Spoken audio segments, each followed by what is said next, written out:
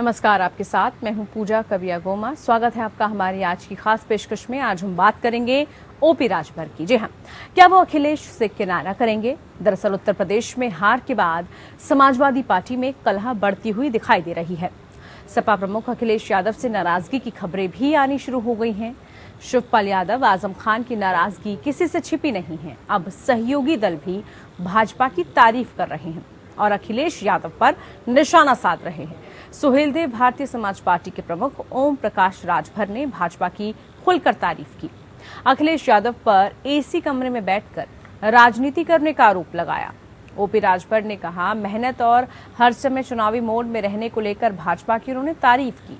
उन्होंने कहा कि 37 साल बाद यूपी में भाजपा की वापसी इसलिए हुई है क्योंकि पार्टी लगातार मेहनत करती है। उन्होंने ये भी कहा कि दूसरी पार्टियों के नेता चुनाव के बाद सो जाते हैं। ओपी राजभर ने कहा कि भाजपा चाहे मोदी जी हों या योगी जी हों या पूरी पार्टी, ये 24 घंटे चुनावी मोड में रहते हैं। सदन चल रहा है, योगी जी सदन छोड़कर चले गए उत्तराखंड में प्रचार करने। वो लोग 24 घंटे चुनावी मोड में रहते हैं। वो 24 की चुनावी तैयारियों में जुटे हैं। जो मेहनत करेगा उसकी प्रशंसा तो कोई भी करेगा। सोने से नहीं चलेगा काम, घर से बाहर निकले। ओपी राजभर ने कांग्रेस, सपा, बसपा जैसी पार्टियों की बदहाली के लिए निष्क्रियता को भी जिम्मेदार ठहराया। उन्होंने कहा कि एक समय था जब लोग कांग्रेस के नाम पर वोट डाल देते थे, टिकट मिल जाता था तो समझ लीजिए जीत गया। आज कांग्रेस का क्या हाल है? एक दौर था यूपी में 19 साल तक सपा बसपा का शासन रहा, लेकिन आज 37 साल बाद सरकार की वापसी क्यों हुई? इसके पीछे की वजह है भाजपा का 24 घंटे चुनावी मोड में रहना। पिछले कई दिनों से ओपी राजभर कई बार सपा अध्यक्ष अखिलेश यादव पर निशाना साध चुके हैं। उन्होंने कहा कि अखिलेश यादव को एसपी की आदत हो गई है, वो एसी कमरे में बैठकर राजनीति कर रहे हैं। सुबह सपा प्रमुख ने गठबंधन साथी कुछ क्षेत्र में निकलकर कार्यकर्ताओं के साथ काम करने की नसीहत भी दी है। पहले सपा पर हमला और अब बीजेपी की तारीफ से अटकलें लग रही हैं कि ओपी राजभर एक बार फिर से पाला बदलने के लिए माहौल तैयार कर रहे हैं। इससे पहले शिवपाल यादव ने भी सीएम योगी की तारीफ की थी। शिवपाल यादव ने कहा था कि वो योगी हैं, संत हैं और मेहनती हैं। सीएम योगी प्रदेश को ऊंचाइयों पर ले जाना चाहते हैं, लेकिन ऐसा सिर्फ अकेले करना संभव नहीं है। इसके लिए उन्हें प्रतिपक्ष को भी साथ लेकर चलना होगा। सीएम योगी ने भी शिवपाल यादव की तारीफ की थी। सीएम योगी ने सदन में कहा था कि जब समाजवाद की बात होती है तो लोहिया जी की बात होती है, लेकिन अब तो लोहिया जी पर कभी कभी शिवपाल जी की ही लेखनी पढ़ने को मिलती है। सवाल ये है कि अखिलेश से तलखी और सीएम योगी की तारीफ के आखिरकार मायने क्या समझे जाएं, क्या निकाले जाएं? क्या यूपी में कोई नया सियासी खेल होने वाला है? क्या नए समीकरण बन रहे हैं या महज नसीहत दी जा रही है ताकि भविष्य में बीजेपी का मुकाबला किया जा सके? आज इसी को लेकर पड़ताल करेंगे, विश्लेषण करेंगे कि आखिरकार बार बार इस तरह के बागीसुर क्यों अख्तियार अब तमाम जो दल हैं वो करते हुए नजर आ रहे हैं। चलिए आज इसी को लेकर खास पेशकश हमारी, जिसमें खास मेहमान हमारे साथ जुड़ चुके हैं। सबका परिचय करा देते हैं। हमारे साथ डॉक्टर विजय खेरा जी बीजेपी की तरफ से, बहुत स्वागत है आपका। प्रोफेसर भुवन जोशी भास्कर जी हमारे साथ समाजवादी पार्टी की तरफ से। उमाशंकर राजभर जी हमारे साथ सुबह सपा की तरफ से। बहुत स्वागत आप सभी का। सबसे पहला सवाल उमाशंकर राजभर जी आप ही से कार्यक्रम की शुरुआत, क्योंकि सवाल इसी को लेकर है कि आखिरकार क्यों ओपी राजभर इस तरह के बयान दे रहे हैं, बीजेपी की तारीफ आखिरकार क्यों? क्या इसके सियासी मायने हम समझे? मुख्य इसका मकसद क्या है? आखिरकार अखिलेश पर इस तरह का वार और फिर बीजेपी पर इस तरह से प्यार क्यों? देखिए पूजा जी, ऐसी बात नहीं है। देखिए तो अच्छा करेगा उसकी प्रशंसा होनी। तो भाजपा के जो नेताजी ने कहा है, सच्चा यही है कि आज कुछ दिन भाजपा देश में सबसे बड़ी पार्टी है और उसका वजह केवल यही है कि उसके जो पदाधिकारी है, जो राष्ट्रीय अध्यक्ष है, हमेशा चुनावी मोड में रहते हैं। हमेशा आज पूछिए कि आज विधानसभा उत्तर प्रदेश चल रही है, सदन के नेता माननीय योगी जी सदन में उनके संसदीय कार्य मंत्री देख रहे हैं, लेकिन वह जाकर के पुष्कर सिंह धामी का उत्तरांचल में जाकर प्रचार कर रहे हैं। तो यह देखिए कि चुनाव है, चाहे नगर का हो, जिला पंचायत का हो, ऐसा जो है भाजपा के लोग हो, बड़े पदाधिकारी तक चुनाव मूड में रहते हैं। तो प्रश्न को लेकर के कार्यकर्ताओं कोई कार्य योजना देगा, वही तो उमाशंकर जी, समाजवादी पार्टी नहीं है इस चुनावी मोड में, समाजवादी पार्टी नहीं है इसका मतलब यही कहना चाह रहे हैं आप? इसके बाद हाल क्या बसपा की कांग्रेस का आप देखिए कि कांग्रेस समाप्त हो गई। जो कार्यकर्ताओं और लोगों के बीच में जब आप नहीं जाएंगे कि आप पूछने वाला नहीं है, तो तारीफ किया है तो उसमें आपका अलग मायने मत। चलिए प्रोफेसर भुवन जी, अब नसीहत तो आप लोगों को दे दी है कि चुनावी मोड में अगर आपको रहना है और चुनाव लड़ने कैसे हैं इसको लेकर आपको सीख लेनी है। क्या समाजवादी पार्टी इस सीख के लिए तैयार है? और जो आरोप बार बार लग रहे हैं समाजवादी पार्टी पर अब चुनावी नतीजे आने के बाद कि भाई एसी वाले रूम को छोड़िए, नींदों में मत रहिए, जमीनी स्तर पर कामकाज कीजिए, जो लोगों के बीच पहुंचिए और उसके बाद तभी 5 साल मेहनत करने के बाद रिजल्ट की उम्मीद कीजिए। क्या आपका जवाब? देखिए, प्रदेश देख रहा है कि माननीय अखिलेश यादव जी सदन में भारतीय जनता पार्टी को किस तरह घेर रहे हैं, अपने सरकार की उपलब्धि से लेकर और इस वर्तमान सरकार की जो फेलियर है वो सारा बताने का प्रदेश और देश को अगर मजबूत विपक्ष की भूमिका में देख पा रहे हैं तो पूरा उत्तर प्रदेश देख रहा है, पूरा देश देख रहा है माननीय अखिलेश यादव जी को। और रही बात सड़क की राजनीति के, पिछले समय से जब से सरकार भारतीय जनता पार्टी के माननीय अखिलेश यादव जी लगातार जो लोग पीड़ित हुए सरकार पक्ष से उनके घर में जाकर उनको संवेदना देने का काम कर रहे हैं। अगर आप सड़क में देखेंगे तो माननीय अखिलेश यादव जी, सदन में देखेंगे तो माननीय अखिलेश यादव जी। और निश्चित तौर पर मैं समाजवादी पार्टी का प्रवक्ता हूँ और अन्य पार्टी के बारे में उनके राष्ट्रीय अध्यक्ष या कि हमारे जो साथी बहने प्रवक्ता छोटे भाई राजभर जी ये अपना पक्ष रख सकते हैं। लेकिन मैं तो ये कहूंगा कि 2024 में कैसे भारतीय जनता पार्टी को हराया जाए इस दिशा में पार्टी काम करने का काम कर रही है अपने सभी साथियों को लेकर। और निश्चित तौर पर और ये तो मीडिया का काम है। भुवन जी आप कह रहे हैं, चलिए बात कंप्लीट कर लीजिए फिर पूछूंगी। हाँ बिल्कुल, ये तो मीडिया के प्रयास है। और मैं आपके चैनल के माध्यम से बताना चाहता हूँ कि 19 तारीख तो तय भी करती थी कि माननीय शिवपाल जी बीजेपी में जा रहे हैं। ये पूरे देश ने देखा, मीडिया ने चर्चा करके। ये भारतीय जनता पार्टी और जो भारतीय जनता पार्टी द्वारा प्रायोजित मीडिया है वो कयास लगा रहता है। निश्चित तौर पे 2024 में कैसे भारतीय जनता पार्टी को हराया जाए इस दिशा में हम लोग काम करने शुरू कर दिया है। और माननीय अखिलेश यादव जी हमारा नेतृत्व करके सड़क से लेकर सदन तक सरकार को घेरने का काम कर रहे हैं। और जो यहाँ के प्रमुख मुद्दे हैं, महंगाई है, बेरोजगारी है, वेज पॉलिटिक्स है, लगातार तो आप देखिए जाति से कोई धर्म विशेष के लोगों को जी आप तो कह रहे हैं कि हर जगह अखिलेश यादव मुद्दे उठाने की कोशिशों में जुटे हुए हैं, वो मुद्दे उठा रहे हैं, फिर आप ही के क्यों सहयोगी दल बार बार सवाल उठा देते हैं?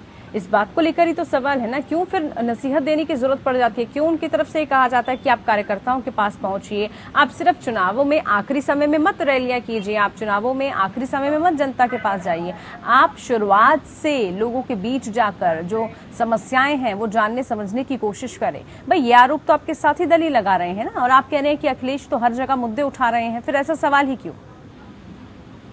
देखिए, मैं इतना कहना चाहता हूँ, माननीय अखिलेश यादव जी लोकतंत्र बचाने की लड़ाई कर रहे लड़ रहे हैं। और निश्चित तौर पर मैं कहना चाहता हूँ यही लोकतंत्र है। लोकतंत्र में अपने सहयोगी, अपने विपक्षी सभी लोग बात रख सकते हैं कि यही लड़ाई तो हम भारतीय जनता पार्टी से लड़ रहे हैं कि वो लोकतांत्रिक हमारी जो लड़ाई है उसको भी लड़ने नहीं देती, हमारे लोगों को टारगेट करके करी काम करती है। तो निश्चित तौर पर इस लड़ाई को लड़ने का काम है। लेकिन जो मेन मुद्दा है वो 2024 में कैसे भारतीय जनता पार्टी को हराया जाए इस दिशा में पार्टी काम करना प्राथमिक है। ठीक है डॉक्टर विजय खेरा जी, अब हर तरफ जो है तारीफें तो हो रही हैं लेकिन जिम्मेदारियां भी उसके बाद बढ़ जाती हैं। बीजेपी आखिरकार क्यों जीती और उसके पीछे की स्ट्रैटेजी क्या है वो तो सभी पार्टियां जान चुकी हैं, समझ चुकी हैं और उम्मीद कर रहे हैं कि उस पर काम भी कर रही हैं। लेकिन बड़ा सवाल ये है कि आखिरकार क्या चाह रहे हैं? सभी जो है बीजेपी में शामिल होने की कवायद तो नहीं शुरू कर रहे हैं? कहां एडजस्टमेंट होगा फिर?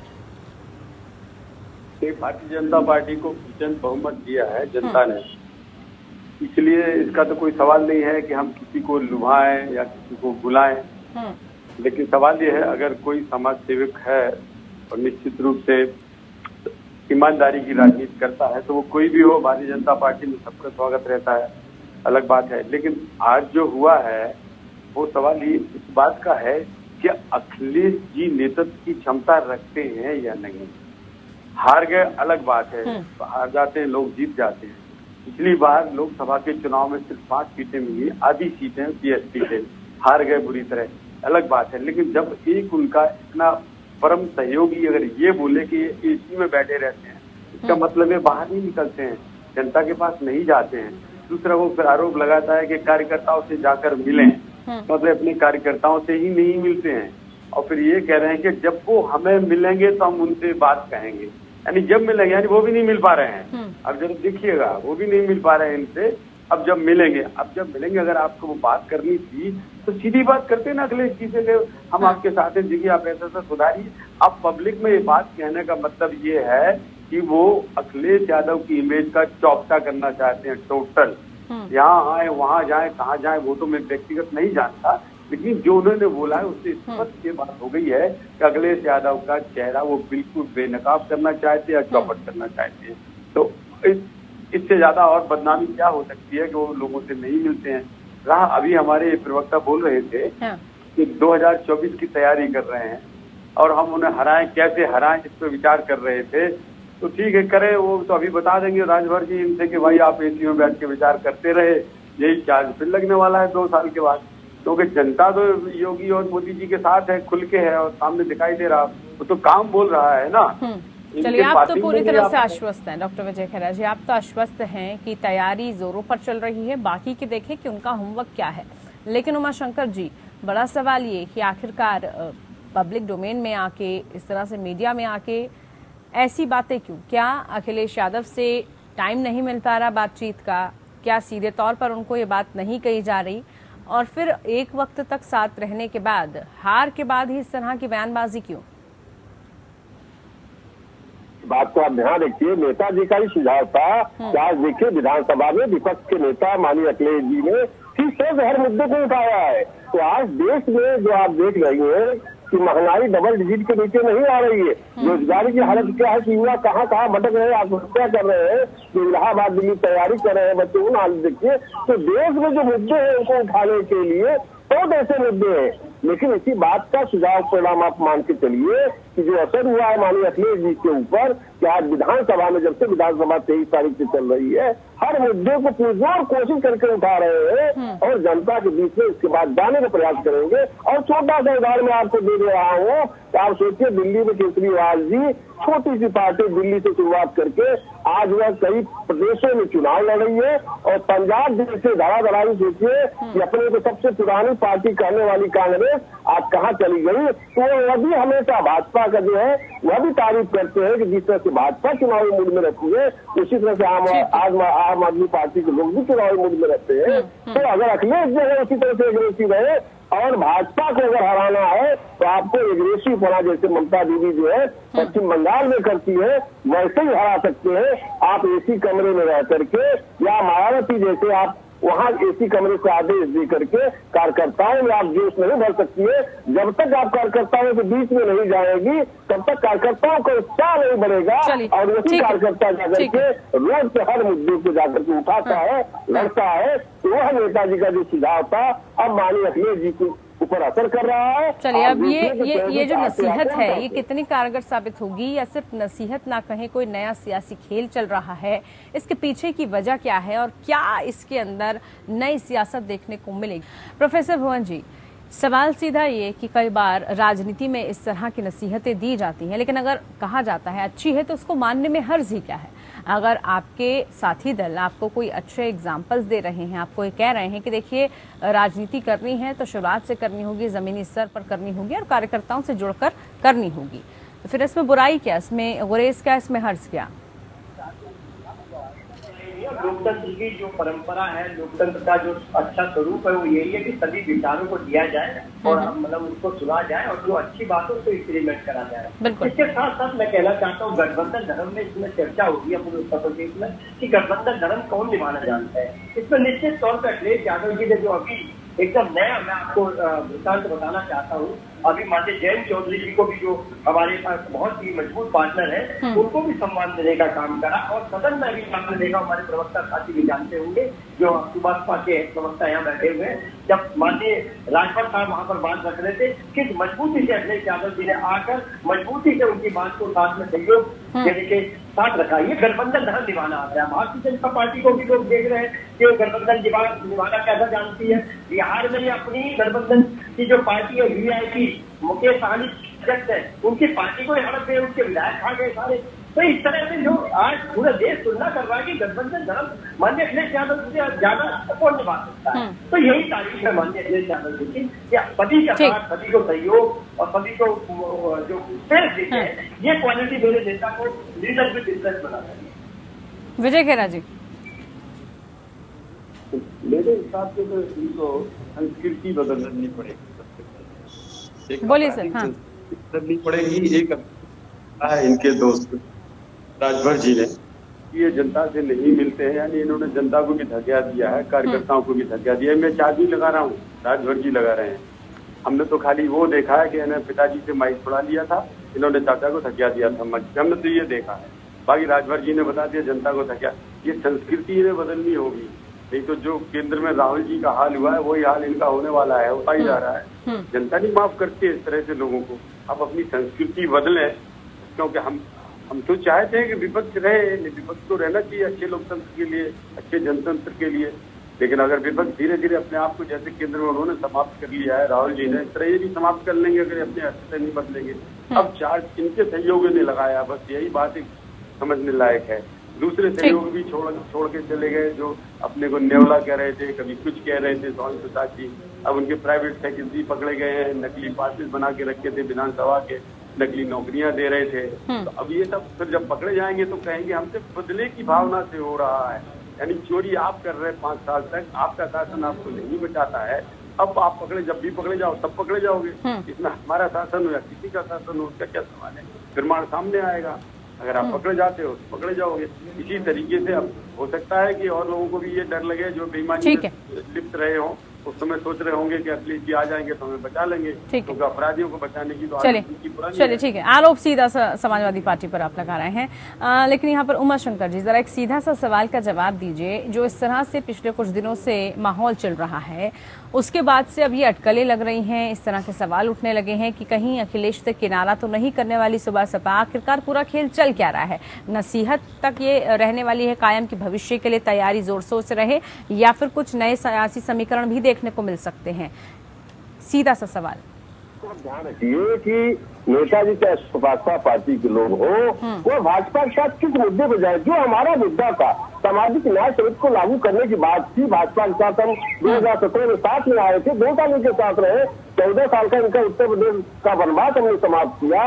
लेकिन जो पिछड़ों के साथ उन्होंने अन्याय किया, खास करके घर केवल बिल मला ये सभी जातियों के साथ उन्होंने जो धोखा दिया है कि 27% आरक्षण को बांटने की बात थी। तो अगर यह भाजपा ऐसा देती है तो हम सामाजिक न्याय समिति और भारत सरकार जो रोहिणी कमेटी 2 अक्टूबर 2017 से बना करके 70 महीने कार्यकाल, जबकि रोहिणी कमीशन की रिपोर्ट आ चुकी है। उमा शंकर जी, आपको लगता है इस वक्त बीजेपी को जरूरत है इस तरह से आपसे, उमा शंकर जी, इस तरह के आपसे कोई भी सियासी वायदे करने के लिए इस वक्त आपको लग रहा है माहौल है, बीजेपी ऐसा करेगी इस वक्त?